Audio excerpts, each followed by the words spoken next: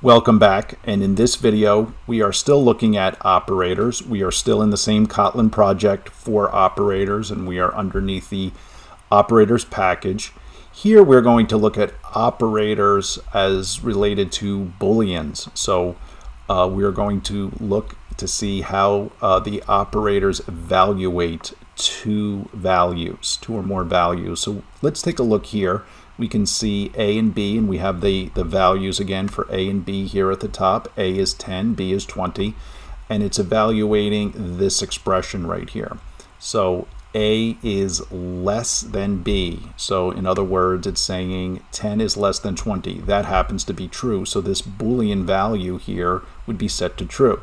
So Booleans can only have the value of true or false.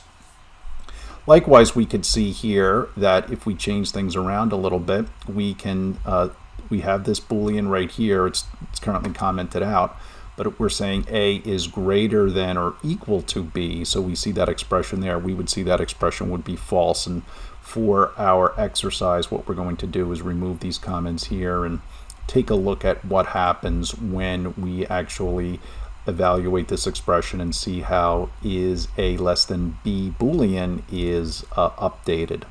So please complete that exercise. And one other thing, we're just going to look at operators can be converted to method calls. So you can see here that instead of saying print x plus y, we can actually use a method call. We can call plus on x and pass in a y, and that will give us the exact same result. So you can see here it's equivalent. So also please take a look at that. You can see that we are using the print line here, so you can see the output for that. Let's go ahead and run. So again, we'll right click here on our class file and we'll click run. And so what we're looking for here is our bitwise operation here, and you can go in here, feel free to go in and put in other or output other bitwise operations. You can see here our 9 is output here.